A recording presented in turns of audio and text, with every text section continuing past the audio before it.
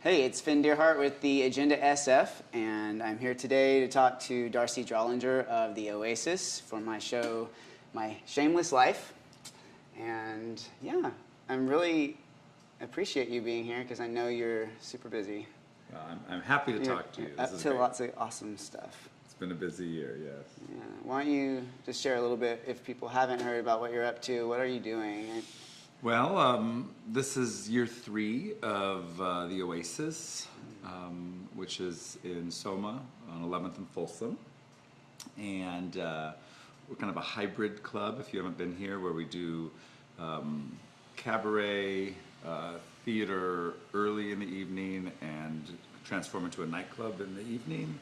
I do a lot of parodies, like right now we're doing Buffy the Vampire Slayer live, a drag version of that. Also a number of original shows. I just did a show called Bitch Slap, which was kind of a spoof on 80s soap operas, and so lots of good stuff going on. And it's also the home of my business partner Heklina's club Mother, which is probably one of the biggest, if not the biggest, drag show in the country or maybe the world, for what it is. So it's been an exciting and challenging 3 years.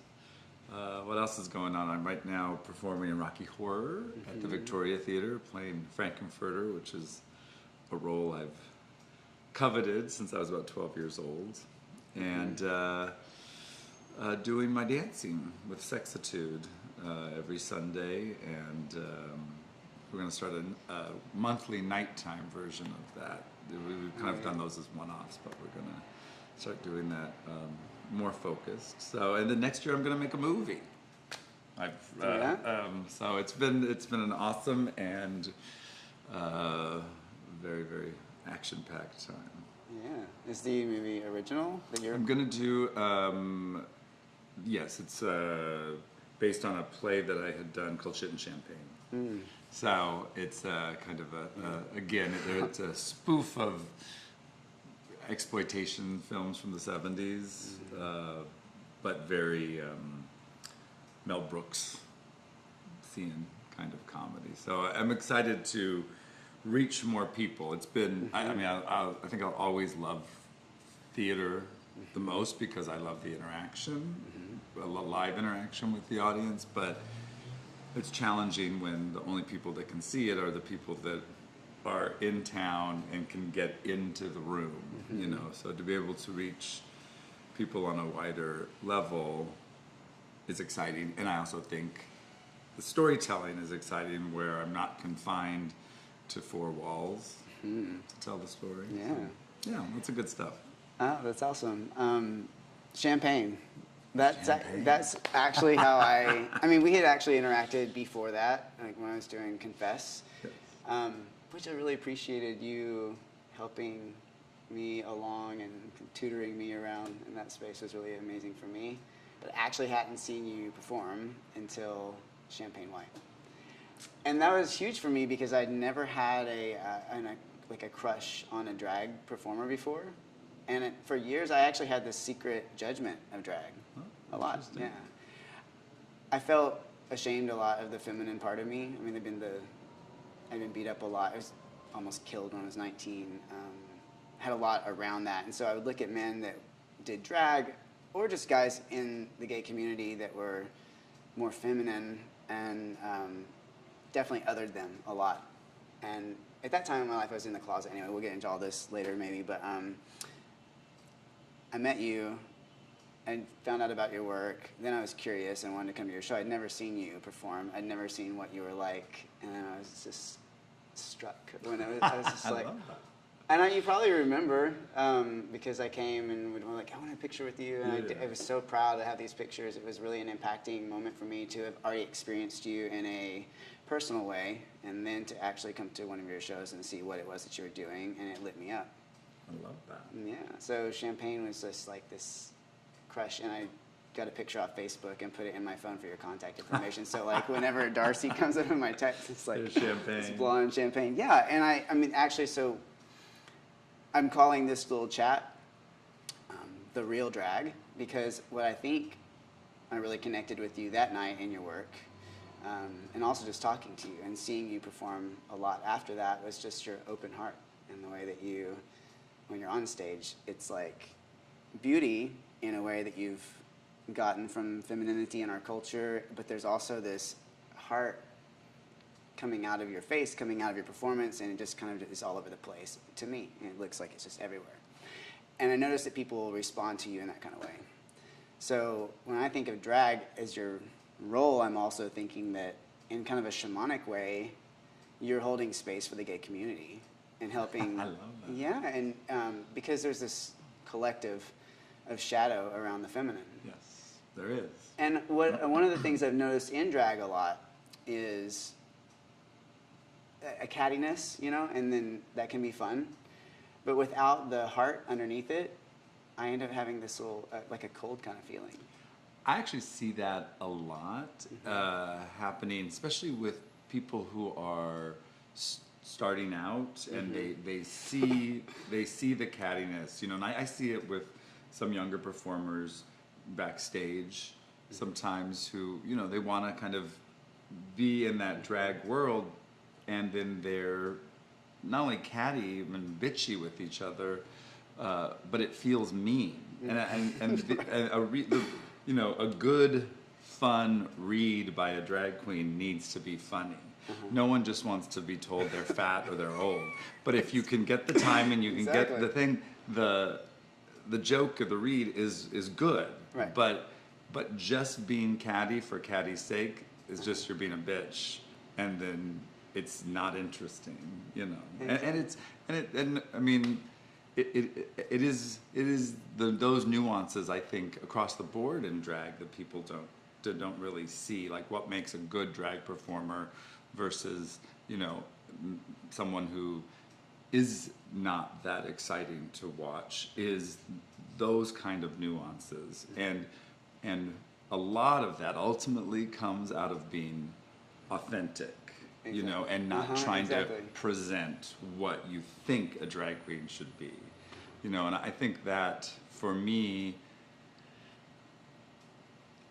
you know, I came more from the acting background than the drag background, and drag beat was more character driven for me. But when, you know, the kind of more broader crossover for me happened, where I was not just doing drag in theater, but coming out into the world in drag, you know. More often than you're in. Yeah. It was about, not about, when I'm out in the world, it's not about playing a character, it's about really going deeper into that feminine side of me. But you know, it gets to a point where you're not thinking about it anymore. Exactly. You're just letting yourself be that. And that authenticity and that kind of deeper honesty, I think, is also really supportive to the comedy that I do. And so, because you have to be vulnerable to be funny. And you can see that in all comedians in every medium, from stage to radio to television to movies. The real master comedians wear their heart on their sleeve, you know, and you can't see the process. It feels truly organic because they are willing to kind of expose their heart, you know. For sure. Well, you're actually describing, I think, a process that everybody's going through on some level. You just have the creative freedom to aspect it in such dramatic ways. Because the authenticity piece, like letting your heart come through, is a process of integration and like doing healing work on the self, like self-work and knowing who you are versus borrowing pieces and trying to be. And I think that is clear in your work. I mentioned to you that on Pride this year, I had just come from the parade, actually. I'd been having kind of a weird day with my boyfriend, and then I also had heavy stuff on my heart about the culture in general, and there was a lot of Trump stuff going on. Sure. There's still Trump stuff going on constantly, but that day I was heavy-hearted, and I went to the parade, and I wasn't in the mood to go to a parade anyway, but I went, and it was a bad idea because it was just like, I was cramped up. I was like not in a good mood. People were stepping on me. I got beer sloshed on me, and it was just like one sign after the next that was like resist, resist, resist, and it was just this like tightening feeling for me. And then I went to the Pride celebration, still feeling like, ugh, I don't want to fucking be out. I don't know why I'm out, but I was with people and I didn't just bail. But then I saw Sex or Two perform. I stuck around to watch that, and then it shifted my day. So it was like this moment where, again, I got to see you perform and connect with you. And what really touched me is you came out afterwards and you looked fucking fabulous and people were screaming for you, and then your voice was shaking a little bit. I could hear the emotion, and you were like, go out and just be a little bit more fabulous, just your job, in almost this like directing kind of way. And people were just like eating it up, like, yes, yes, yes. And yeah, it felt like a ministry. And people really received that. You know, they're in the space to hold what you're saying, and I felt that shift, and it changed my day. You know, Because I again, love it's to the hear heart. that. You know, it's like you're Yeah. using that space and being seen in the projection and all that you're doing as a way to allow people to access that authenticity. And what is it like to have done the work that you've done? And how often do we have people tell us, be more you? Don't be something outside of you, but be more you. Right. And if you're more you, people will respond. Exactly. You know what I mean? If you're more, Right. let me see your, let me see you. I mean, in dance class, in Sexitude, at the end of class each day, we go in a circle and we work on our faces. And we work on our sexy face and our attitude face, and I remind them all the time, like, you can get every move right. You can be absolutely perfect. But if I can't see who you are, I'm not interested. And I don't want to come back for more. And I'm not seduced, you know. And I feel like as performers or just people walking through life, like, make the world fall in love with you, you know, because that really is what the key to living is. I mean, if I can get a connection with you, and if you see me, you know, there's a little bit of you that there's like, I get to see authenticity. I get to see a spark, and we love the shiny things, you know, and so it's almost like a rehearsal, and we don't usually sit around thinking, how can I express myself?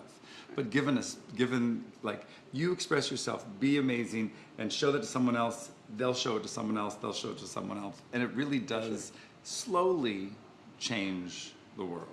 But I agree. if we're patient and we're consistent, and it's one of those things. It's like any muscle.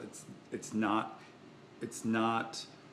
built up unless you continue to use it. Like going to the gym, you can't all of a sudden lift tons of weights. But if you go 4 times a week, in 3 or 4 months, you're going to get there. And so it's the same way about finding our authenticity, I think, and expressing it.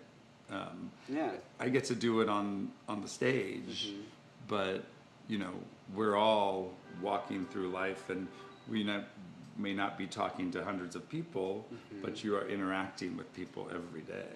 Yeah.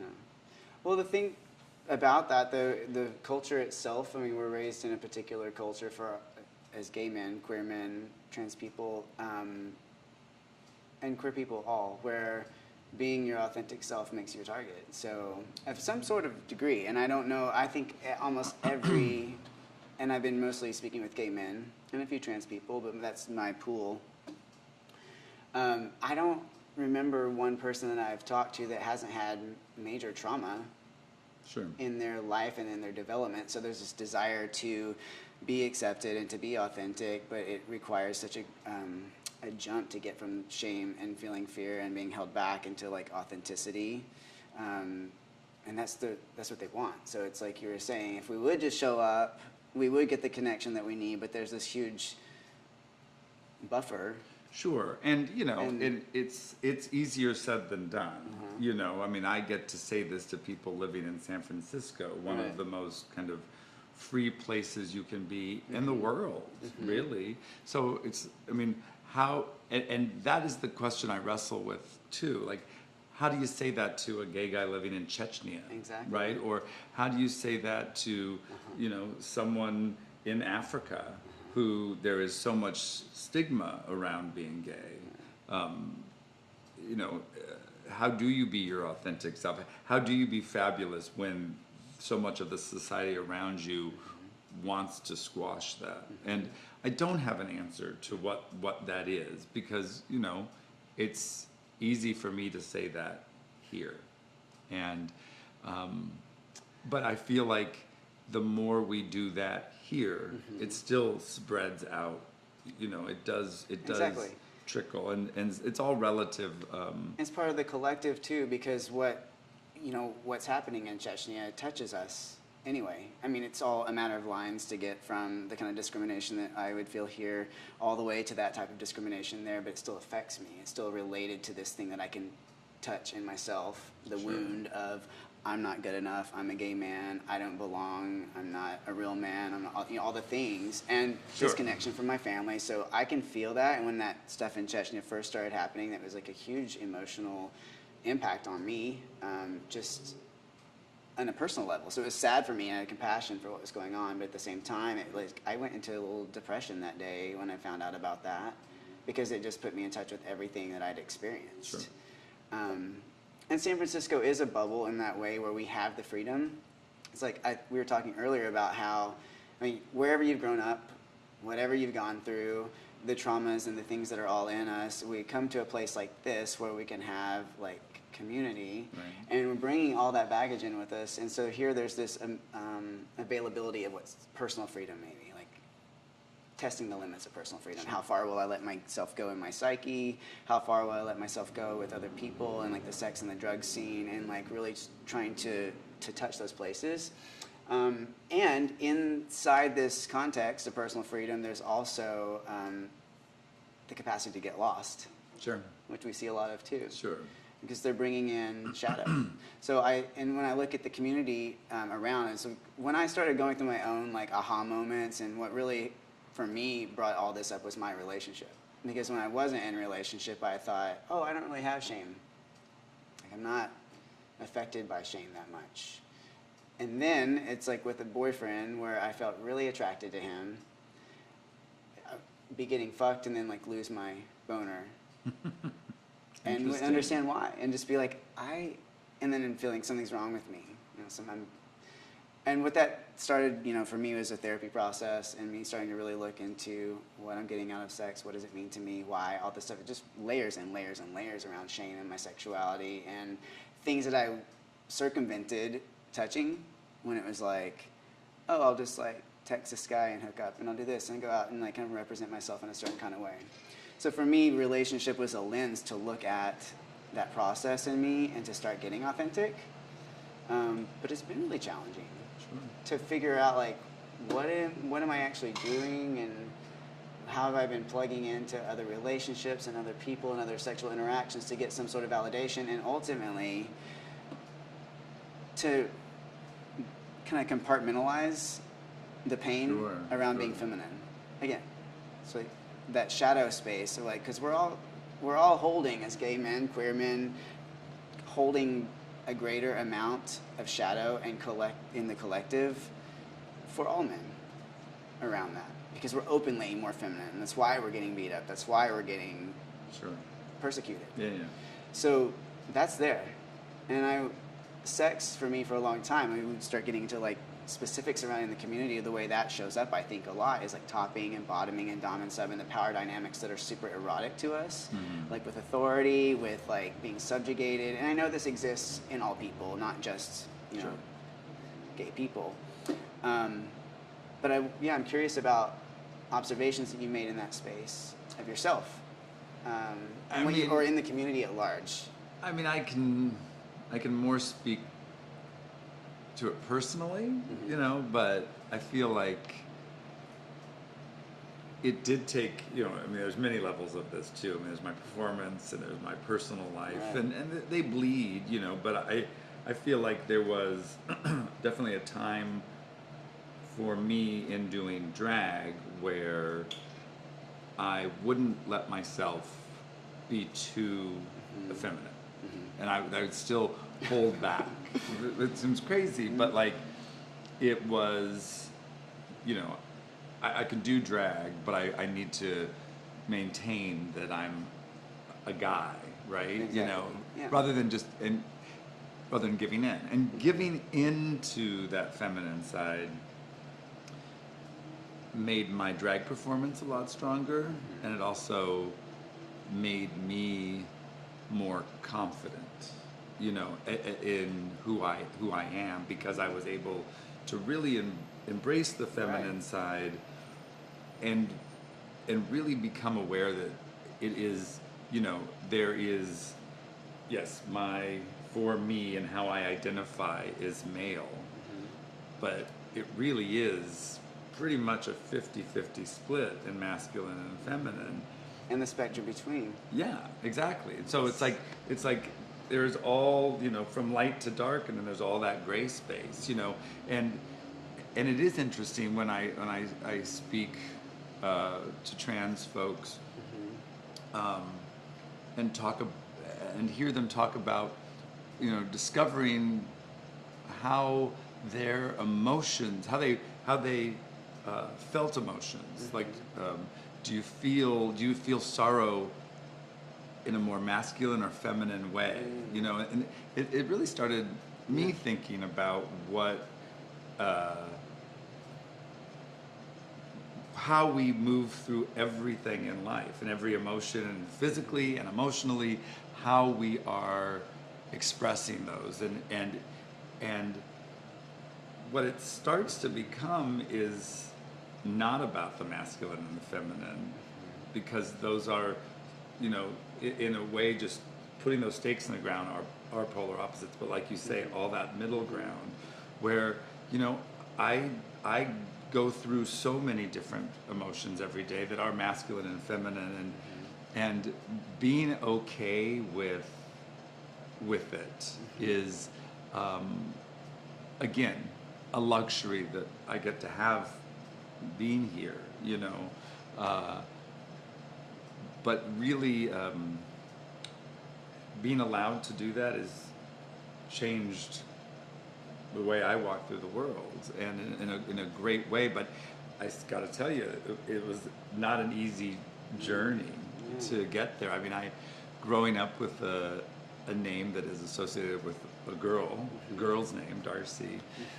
Fourth grade, Darcy CoverGirl Barbie doll came out and kind of destroyed me in terms of being mocked and teased. I remember in 7th grade moving to a new school and walking in the first day of school, and one of the guys in class said, "Go back to Polk Street." I didn't even know what Polk Street meant, you know what I mean? And it was funny that in this little small country town, this redneck kid understands that Polk Street was the gay area in San Francisco. I didn't know, but I knew it was something bad, you know. You feel the energy behind what's being said. And what was that based on? My name? I don't know, the way I moved, whatever. But like, I think it was, and I remember also being told, you know, not to be feminine when I was younger, because, you know, maybe I distinctly remember being told not to put my hand on my chest when I laughed, because that was too feminine. And so what do you do with that when you're 12 years old? Yeah. Like, don't do this, because this is not how you're supposed to be. And contracting, smaller version of yourself all the time. You know, and so that, and then for me, I was coming of age sexually right when, you know, AIDS wasn't even AIDS, it was the gay cancer was, you know, being talked about, and the fear of being gay equaled death. So you've got the don't be feminine, and if you're gay, you're gonna die. Was a lot to emotionally go through, especially when you don't have anyone to talk to about it. And so on your little, you know, tween brain, trying to navigate through, okay, I can't be that, right? And so then it's like undoing that blueprint it doesn't happen overnight. And I think some people, like you said, go crazy when they do kind of unlock it, you know. If you don't have tools or a context to understand. Yeah. That's the thing. if you don't have an orientation to, well, like what you were describing about the emotions, like do you experience your emotions in a masculine way or a feminine way? That's a really sophisticated way of navigating your emotional reality, I think. When you said that, I thought, oh my God, I haven't really thought of that before, but I can totally relate. And there are these, I call it code switching in anthropology, like going from like, what's it called? code switching. Okay. Like we're interacting. There's a specific set of like my personality and norms that are here. Oh, I'm in this situation. These are specific. So there is a flux between those. It's sometimes like looking out. I've actually thought this before. Like I feel like I'm looking out of my mom's eyes right now, and it's such a weird feeling, and it immediately brings up judgment. Interesting. Like when you're describing, like we all have these figures inside too. They're really, it's, I call it the cast of characters, where it's like I'm the collective, I'm Finn, but there are these, they're male, female, in between androgynous figures that are all part of the energy that make me who I am, and they're all indexed to different times in my life, experiences, and they all want something different.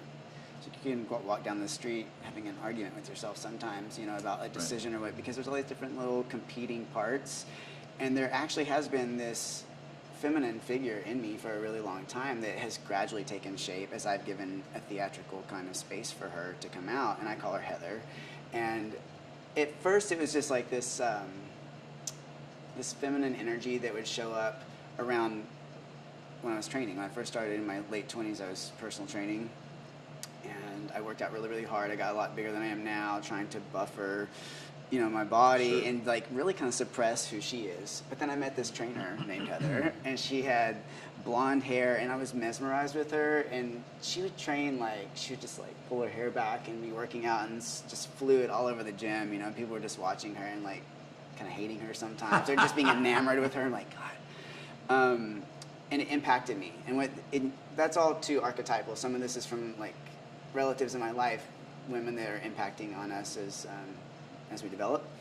But this figure, she started to grow and to take shape, and she became Heather, right? And there's a particular look that she has, and she has things that she needs. And really what I learned about myself from her was in the South. I grew up around a lot of women in the church, for one, that were disempowered. They didn't have their own power.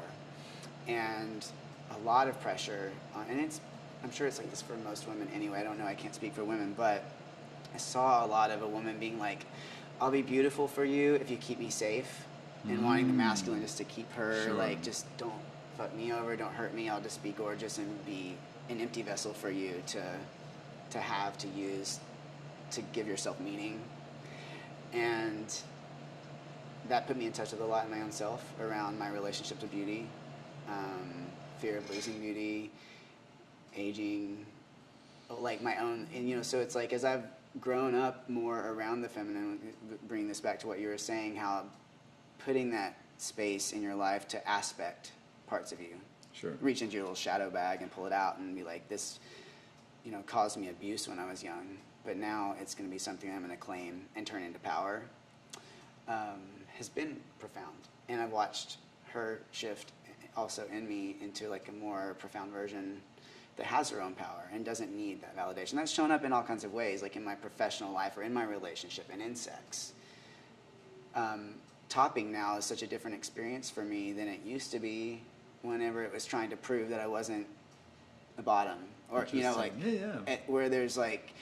And at one point, especially with the guy that I'm dating now, it was like this point where I was really ashamed of getting fucked. And it was weird because I used to love that so much, but I noticed I would make sure that it was a stranger that was really giving this entire experience to just come into me. And like, and for him, it would be like, oh, you think I'm smaller than you think I'm less than you, I'm feminine to you. And it was just static, and started to work through it. Really got into it finally, being like, I love this. I love this part of myself. Why do I want to suppress this part of myself? Sure. And that turned into power. And then that actually brought me back around to this masculinity in a way that felt like, oh, this is me. This is an authentic me. This is not me borrowing from the boys club and trying to be something, or fucking like these, how I'm supposed to fuck, or like, you know, it's just so. And I think that also speaks to you being authentically you, because I think I mean, I've gone through the same feelings, and I think a lot of gay men have, where there is shame about being too feminine, or like you said, getting fucked, bottoming, because that is feminine, and basically that is being ashamed of our female side, and it is like internalized misogyny, Yeah. which then can't help but then come out in other ways that we're not even paying attention to. You know, I mean, there's a lot of issue. I feel like that you know, we are misogynist in as a society in so many ways. Like saying "fuck you." When you really break that down, it means I'm going to fuck you like a woman. You're less than me. Suck my dick. That's a you know. You tell that to someone if you want to like demean them, right. Which is basically like you be submissive, and suddenly being submissive or being feminine is the negative thing. I'm going to say you're a woman, and that is essentially what we're saying in not so many words, but that is what it's derived from, and we don't even pay attention to that. Right. But it is something that is constantly ingrained. Yes. And so, I mean, and it's interesting too when you talk about the dark and the light, and the masculine and feminine, and the darkness is the feminine, and the light is the masculine, right? And darkness is considered scary and bad. We all want the light. We want the power. We want, you know, and we don't understand that with just power, with just the sun, we'll all die. We all burn up. Like, it cannot exist. Right. It doesn't. Masculinity isn't anything without the feminine, because it's all just light and it will die. Just in the same way, if there's only darkness and only, you know, the wet soil, you know, so to speak, and if you're talking about sun and earth, things cannot grow, cannot live, right? But it is interesting that we really do constantly. There's so much around that darkness and fear. Yeah, that we don't. No one really. We don't even think about it. But when you start to break that down and realize, no, the darkness is crucial. The darkness is a fabulous place to be. That's where everything is born. That's where your creativity happens. It's you know, going in, being quiet. That, you know, I mean, again, like everything exists with those two. It's you know, empty space and light photons. Right. Yeah. But we are such a, you know, male-dominated society in terms of like work, get things done. I mean, I do that too. It's like I don't want to sleep enough so I can get more work done. But you've got to have that balance. And so when you're just what you're saying, it's like when you can give in and be like, the power of receiving versus giving is an amazing breakthrough. I remember really having that breakthrough and being like, I want to own this part of me. And like, I feel like a lot of the clouds parted in ways, mentally and emotionally around sex, but also around performance and everything. It's like you're realizing in some ways it's true, but in other ways it's a lie. The power dynamic that is, you know, submission, and that's less, and that the feminine is less, because in our culture and others around the world, most of them, the world is in this state right now where anything feminine is being degraded, and it's couched in a language and a discussion that implies power, and that the power holders, males, are more than the ones down here, and that creates this dynamic. So then anything in us that's in the feminine space, we automatically have to reject until we start to go back and do the work to reclaim that and bring it back into ourselves consciously. Yeah. I mean, it is not necessarily easy. No, and it's the fear around it. I mentioned to you also this. I mean, we're talking about myth anyway. Like, your characters are myth. Like, they're mythological constructions, and you've borrowed elements about women and pieces of yourself and put together these, and it's from what I call the mythic field, right? So it's the energy that connects everything. What you're describing, empty space in the universe, and then the light particles, and that's the mythic field. Like, it contains everything, and this figure, Finn and Darcy, we're like, if we touch, we're sharing molecules. We're not separate, you know, that's to wrap our minds around that concept. But in myth, there is so much power that we can derive meaning from. And there's this particular one that's really germane to this discussion that I love, which is Osiris and Isis and the way that he was dismembered. So his brother Set was the dark, evil chaos, and he wanted the throne, so he killed Osiris and then dismembered him into 14 pieces and scattered them throughout all of Egypt. And then Isis was in bitter mourning, so she went and she collected, and there's different versions of this story. But my favorite version, she collects each piece of him and reclaims those lost parts, and she can't find his cock because it was eaten by a fish in the Nile. So she makes one out of gold and mud and creates that, and she fucks him back to life, and she actually conceives a child, which is Horus, which is the sun god, which is truth. So the whole, what I love about that and the power in that, which started coming up for me around my own healing and sex specifically, was that the cock doesn't come from the masculine, it actually comes from the feminine, is what defines it and creates it. So without the receptive space, there's no such thing as like the masculine, like what you were describing. And we think that it comes from, often, like by really bolstering and hyper-masculinizing and trying to move further and further away from this thing in us that's been the source of pain. But it's really that source that brings so much power and brings authenticity and balance back to the masculine. And makes it a healing masculine, not corrupt. Well, I mean, I think that's a really good point too. It's like we're having a lot of conversation around the feminine, but like having a strong masculine side that is not the masculinity devoid of emotion, the masculinity that is very two-dimensional, which I feel like is part of what, but the real truth of what the masculine is, you know, which is there is a gentleness that can be there in the masculine that, you know, no one ever talks about. And maybe that's bringing in some of the femininity, but like I feel like a really, you know, there are men that are naturally very masculine. There are women that are very masculine. Totally. And, you know, just how we have talked about struggling with our feminine side, you know, there's not a lot of space in the world for very masculine women. And that's a hard road to walk as well. And it's like, where do you find that centered, grounded, masculine side that is truly masculine, but is Healed. And is powerful without having to be forceful. Right. I read this great book called Power versus Force, and you know, it's more of a metaphysical book, but really looking at it as is really interesting to me in how, you know, I manage a lot of people, I direct a lot of people, I have a lot of social interaction, and I'm often asking people to do things for me, if it's not a play or the club or whatever.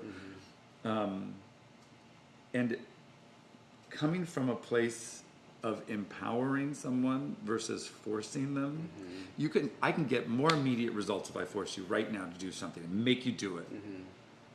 But that's not going to last. No. It'll disintegrate and fall apart. You'll leave, like everything will crumble. But if I empower you and you want to do that for the, you know, for the cause or for whatever reason, and I give you the power, then that is something that thrives. So I feel like our masculine sides for men and women are so often about force and not about power. Right. And so you know, it's like you said, healing the masculinity versus constantly trying to make sense of the feminine. I mean, it's a lot of work. Yeah, it is. But it also it also comes back to just letting yourself be authentic. It's Totally. naturally there. Right. Right? So it's I think I don't know that I necessarily always made such conscious choices on balancing my masculine and feminine sides, Right.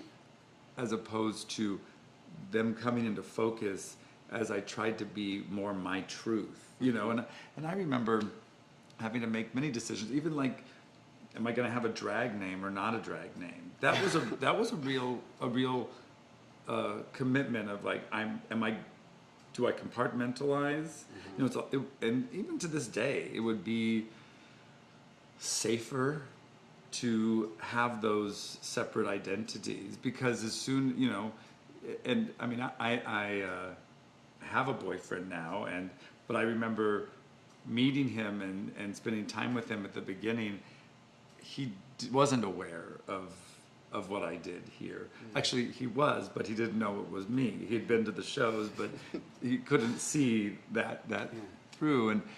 But you know, it would have been a lot easier to, you know, have a drag name, so I didn't have to say what my name was. But it made me, you know,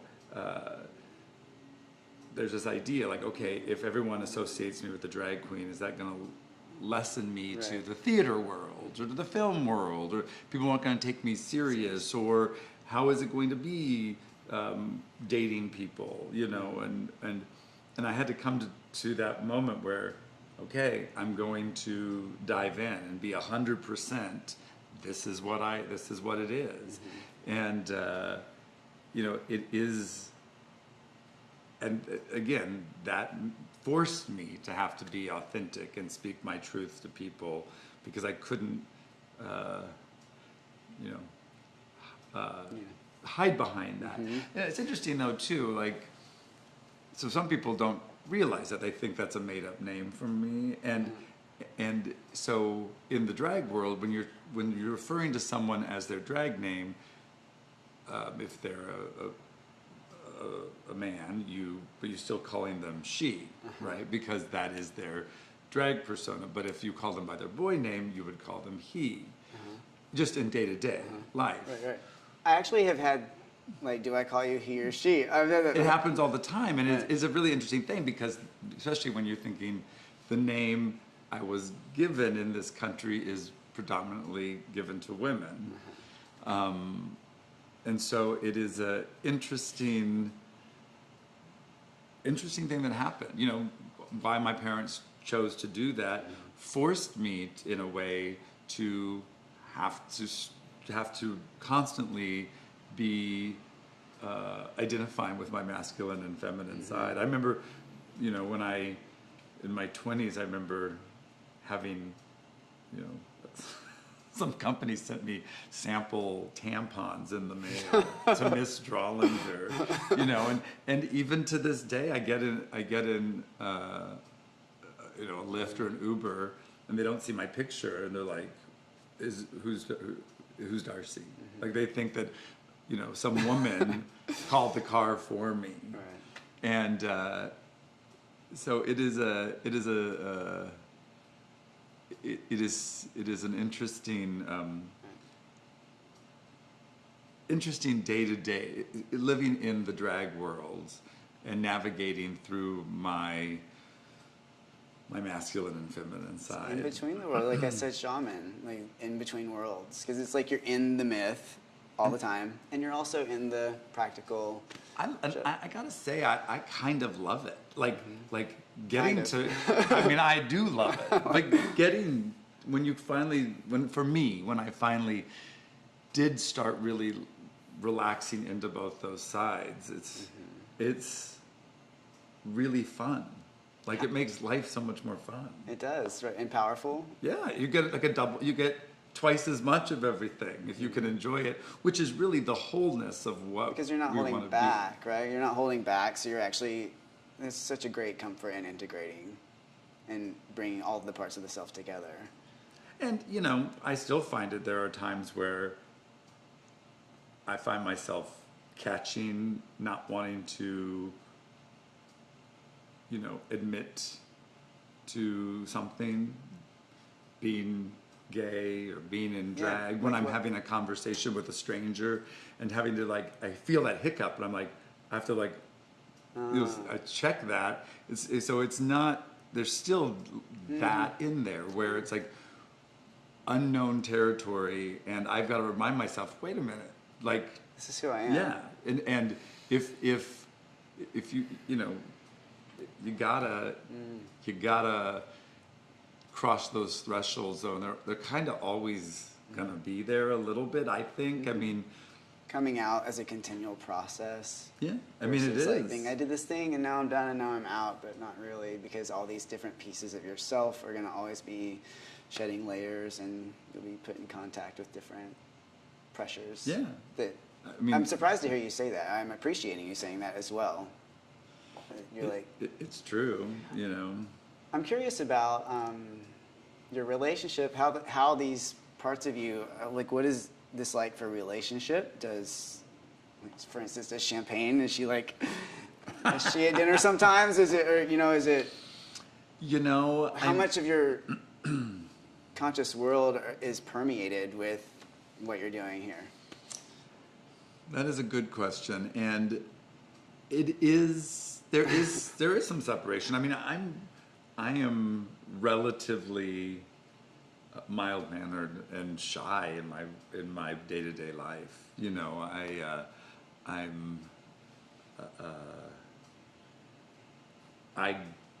I get to be these characters on stage, and I get to, you know, make people laugh. I mean, sure, I mean, I can be kind of funny in my day-to-day life, but it's a different kind of, you know, my father taught me how to be a good punner. So the puns happen, you know, the jokes happen, but it is a different experience, and that is why the drag has really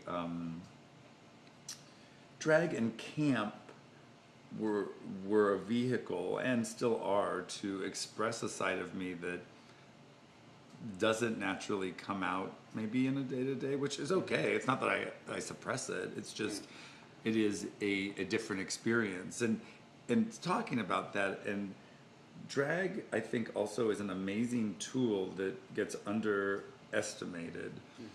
In, you know, we think, oh, drag, you know, a drag show is, you know, sassy queen lip syncing or doing parody songs, and that's fabulous. And there's a huge place for that. I mean, obviously mine is a little more theatrical, but a good example is I did a show called Project Lohan about 6 or 7 years ago, and it was Lindsay Lohan's life through found text. So I did all through interviews and tabloid headlines and all of that. And for an example, one of the scenes was I took the court documents from her parents' divorce trial and reenacted some of them on stage. And in them, her mother accused the father of slamming her arm in a door, throwing her down the basement stairs, and sodomizing her, which is gnarly.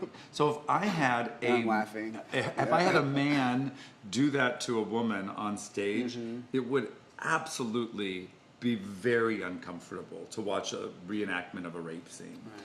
But I took a woman dressed as, and made her the man, and made the man the woman, and they did it like clowning, and all of a sudden it was funny, right? And so what it was able to do is it was able to diffuse this horrible situation, but allow an audience to watch it and understand it. And in a way, like, drag does allow for this ability to skew the perspective so an audience can actually see things through a different lens. It's a really interesting dynamic. Like, even right now we're doing Buffy the Vampire Slayer, and we have this scene where Angel, Buffy's boyfriend who turns bad, kills the science teacher, Jenny Calendar. And for the most part, we've got all drag people in drag in the show, but we do have a couple of men playing men and women playing women, and we had that. I had that situation with a man playing Angel and a biological woman playing Mrs. Calendar, and I thought, I can't have him snap her neck on stage. That just doesn't, and I didn't have a drag solve for that, so I had her, the other vampires come in, they all fight over who's killing her, and she had to break her own neck. So, you know, it's a send-up, but it is interesting how, you know, we can't, you can't go, there's certain things that are too uncomfortable, or They touch too much of what's real. yeah, but drag and camp change that, and so I feel like, you know, in my Champagne characters, she's this ballsy broad, you know, but she's got a sensitive side, you know, but she's a real good example of masculine and feminine together. Like, I feel like she's my fusing of the two, because she owns her sexuality, and there is a heightened femininity about her, but she's also a very large woman. You know, she's got bigger hands than all her boyfriends, and there is a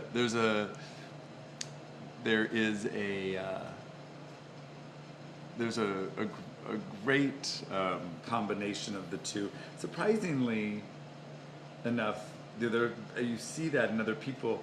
I feel like Lucille Ball, Carol Burnett, they both were really in touch with their masculine side, but they were glamorous and silly and beautiful. Even like Rita Hayworth, in a way. I feel like they were able to be gorgeous, but like have the pratfalls, be goofy, and in a sense embrace this kind of Jerry Lewis masculinity. You know what I mean? So that, I mean, again, I don't know that those women were thinking about fusing their feminine and masculine. John Ritter was another, you know, from Three's Company.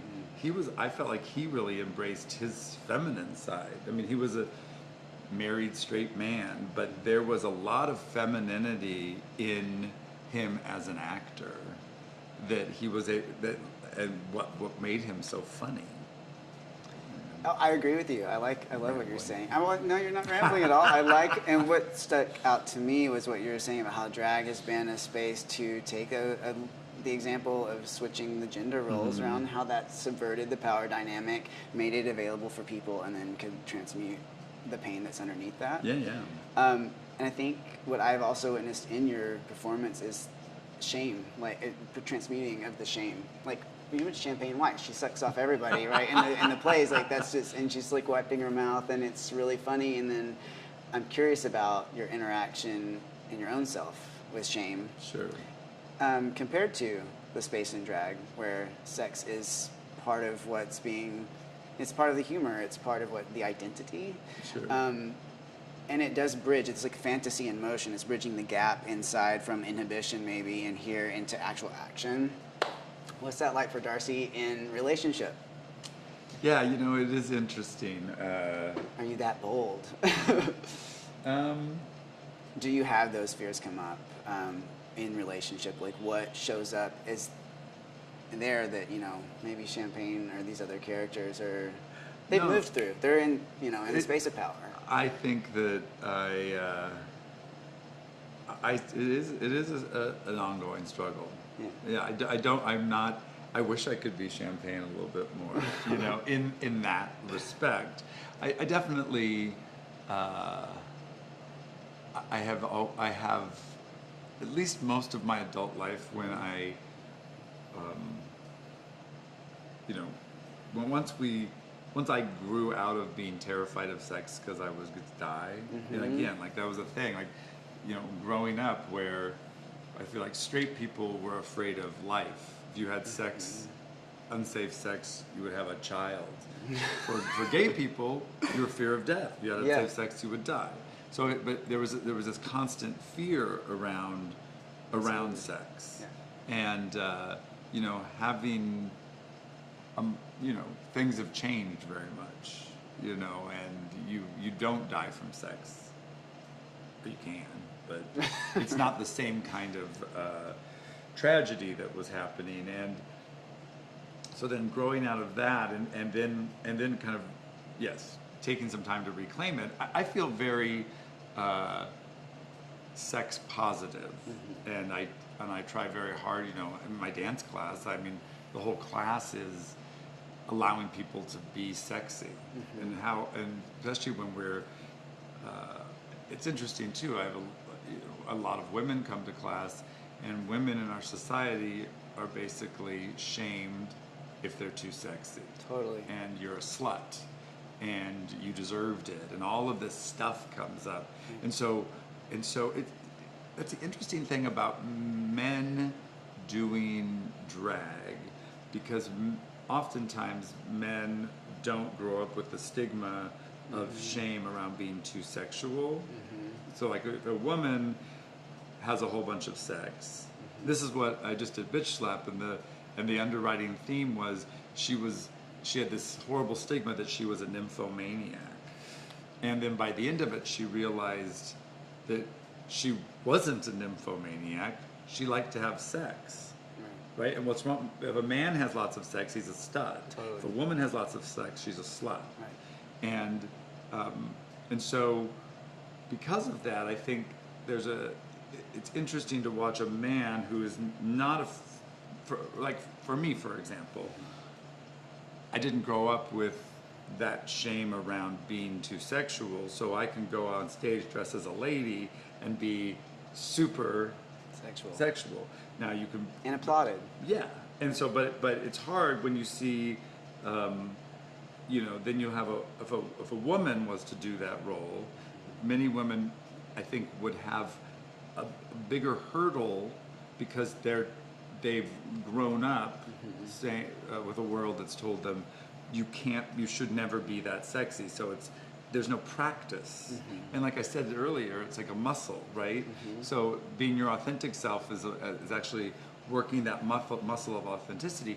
Being sexy, like I you know, in class we're working on, you know, it's your body, touch it, right? Like don't be afraid, and like seduce the audience, be sexy, and we go and we do sexy face, and it is so interesting to watch people when they first come to class and I say be sexy, and they're like, or they'll do like a little, that's not sexy. yeah, well it's just like that there's your base level because you have never practiced being sexy, and then to watch them over people that will stay in class over a year or two, and they're like, exactly, you know, and I tell them, go home, you have 5 minutes for the entire week, spend 30 seconds a day in the mirror making sexy faces, see what that looks like, see what that feels like, and then it's crazy because, you know, I remember there's been a number of times where I had to audition for something. I remember I was auditioning for a music video, and they said, okay, so now be like a sexy dancer. And I turned, I mean, I've been rehearsing in class with my students for 6 years, you know, and I was a sexy dancer for 30 seconds, and they fell on the floor. Like they couldn't believe it, like they saw a space alien. Like, how did I do that? And so it's like circling back, it's like the sex positive world we can live in is something that I feel like is a muscle that needs to be flexed. And so Agreed. and again, it's oftentimes I can teach it, and I can't always live it when it comes to a real intimate, truthful place. And I think Just the human side Yes. of aspecting the myth. and fear of rejection Yeah. is in there. I feel like, you know, sexual advances that are pushed away is a really hard thing. Like, you know, from you know, a stranger trying to pick someone up in a bar versus a lover that, you know, or a relationship where, you know, it's an interesting thing where if your advances are pushed down, what does that do suddenly to our self-esteem, to who we are? Well, that's why I brought up relationship, because relationship is the lens that I have seen my own breakdown. So I was curious because like when all that about women and sharing the stigma around sexuality, men versus women. We're carrying part of the collective for women, so we can relate to being cast down, not allowed to be our actual sexual selves. And at the same time, it's different. For women, it's like the slut is something that they've needed to hide, I think, a lot. And in relationship, I've like heard women talk like it's really difficult to breastfeed my child and then want to suck off my husband because it's like too much of a split. But with gay men, it's different. And I've talked about this with a lot of gay guys that the spiritual side is the part that's difficult to find. The whore, it's like, you can't tell me I can't fuck men. I'm going to fuck all the men. It's all, it's whore. And then you get into relationship and suddenly there's this like, the part of me that wants to find my spiritual roots again and like love, everything that brings up, it puts it in this place where it's like hard. And a lot of men circumvent. One way to deal with that integration process is to go open relationship, because it's like, well, I can't really let my partner see all me because it's too painful to integrate, so I'll keep it in an open space. And then people manage that in a lot of different ways. I'm just curious about your relationship and how that integration process has been for you. I mean, these are all theatrical characters that you have in this mythic space, but in the real life of Darcy, like, what is that? I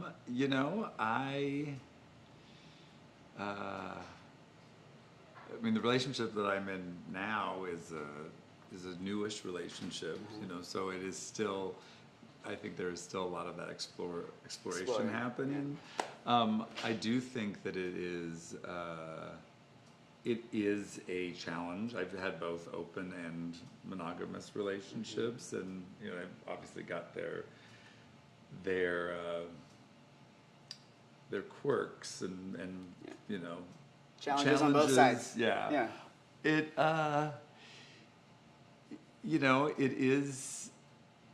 is a hard,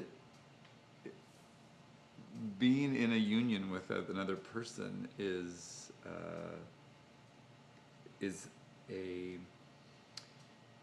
a feat in and of itself, because I think you do have to give up part of yourself for the whole. Now, obviously, you want, at least for me, it's like suddenly every choice can't be your own, and you obviously, I always think, you want two full circles that can roll together versus half circles that need each other to be complete. But if you are rolling with somebody else, you really have to accept them for them. And expect to be, it's like you want someone for all the things you love about them, but for not about the things you don't like. And we lose the understanding that those things we don't like is what makes the things we do like. Right. And that to me is very much the yin and yang and masculine and feminine side. And light, and so, yes, I can be driven crazy by something my boyfriend does, but I can say, I don't accept that. Then I don't get him anymore, and I don't get the good things. Right. And it is. I think that's in sexuality, but it's also just in emotion.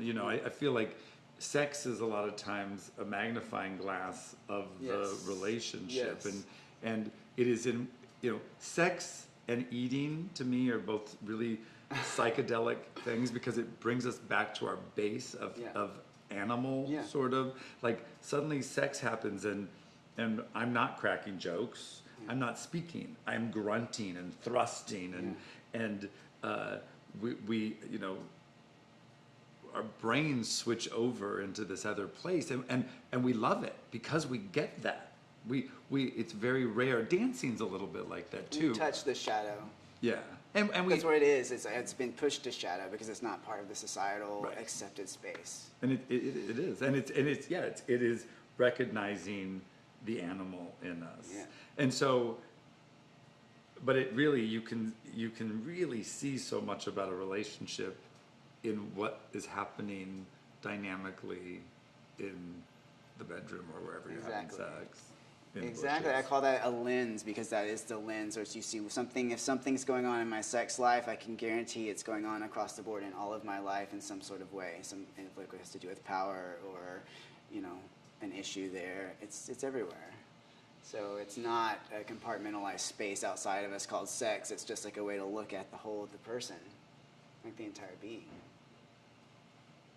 I think I need to go have sex with my boyfriend. Yeah. Anything else? Do you have anything else that you want to say to people who might be watching as we wrap it up? We are out of time. I mean, I think Go into the world and be a little more fabulous. Yes, I think going through the world and be more fabulous and be our authentic self. Yes. It really will and does make a difference in social change. And you know, again, I also do this at the end of class as well. You know, be supportive. We're in class and everyone's cheering each other on. Then we walk out the door and shut the world out. But it's like lifting our fellow human beings up, you know, is really hugely important. Oftentimes someone will come to me and say, oh, you're fabulous, but I'm sure you hear that all the time. Or I loved your show, but you know what? I don't want to tell you because you, and I'm like, no, please fucking tell me. It is so crucial. You know, we all work so hard and we want to be acknowledged. Right. You know, and I see that in levels across the board. Even on Facebook, for example, like I'll see someone and they've got 500 likes and they're real popular. I'm like, oh, they don't need another like from me, you know. And then I'll catch myself and say, yes, they do. You know, I mean, that's a really like very simple way to talk about it. But lifting each other up is crucial. Thank you so much for being here today. And if Thank you for this too, because we need more of these conversations. We do. To be going on all the time, and they're fun and interesting. You know, it doesn't have to feel like work. You Exactly. know? It shouldn't. It should feel like play. Yeah. Yeah. Well, thank you so much. And if you have not been to the Oasis, please come check out the Oasis and see the shows. They have fabulous shows here. Darcy writes many of them, and you can see his work in action. You can see why he is actually, to me and to the community, a shaman and doing the real drag, the work of ministry in the community. I love that. So yeah, if you haven't already, please on Facebook like The Agenda SF. That is THE space Agenda SF, all one word. And check out my website, www.finndeerhart.com, FINNDEERHART.com.